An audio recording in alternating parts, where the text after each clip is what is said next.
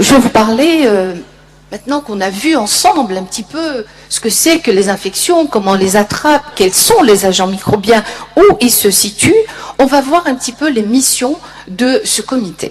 Alors ce qu'il faut savoir, et vous le savez tous, c'est que le comité a été créé en 2013.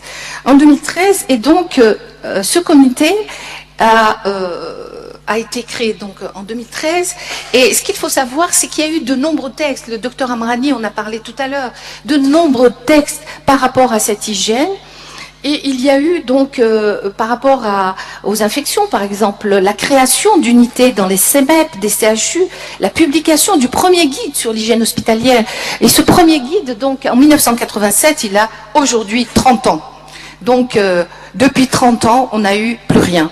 Ensuite, il y a eu la création d'un comité national d'hygiène hospitalière, d'un comité de formation, et ceci en 98 quand même. Hein.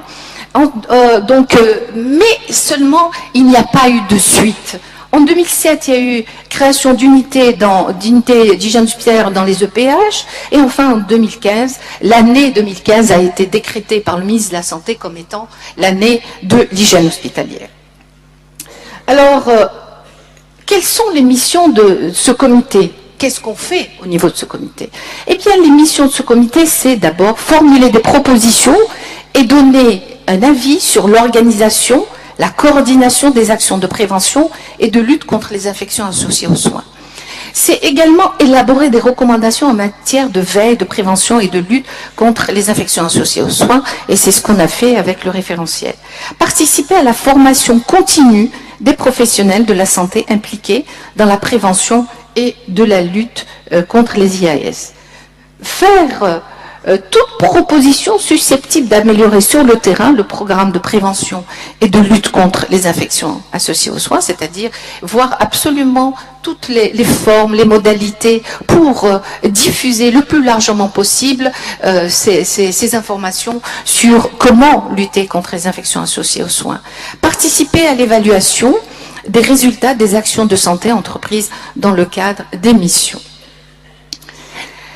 Alors, quelle a été notre priorité au niveau du comité? Alors, au niveau du comité, on a réfléchi et on s'est dit, pour faire de la prévention, qu'est-ce qu'on a?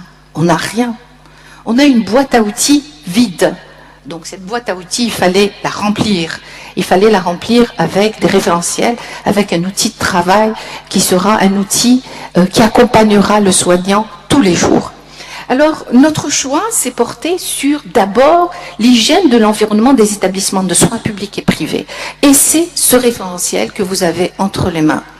Ensuite, on a mis en deuxième position les techniques de soins, parce qu'on a préféré séparer l'environnement du patient des soins, c'est-à-dire le patient lui-même. Et enfin, un troisième référentiel qui sortira, ce sera sur l'auto-évaluation, parce que c'est bien beau de mettre en place, etc., mais il faut s'auto-évaluer, il faut savoir comment on avance, est-ce qu'on avance bien, est-ce qu'on avance mal, et quels sont les points faibles, les points forts, et sur quoi on doit se focaliser. Donc là, l'évaluation, elle doit être faite dans tous les hôpitaux.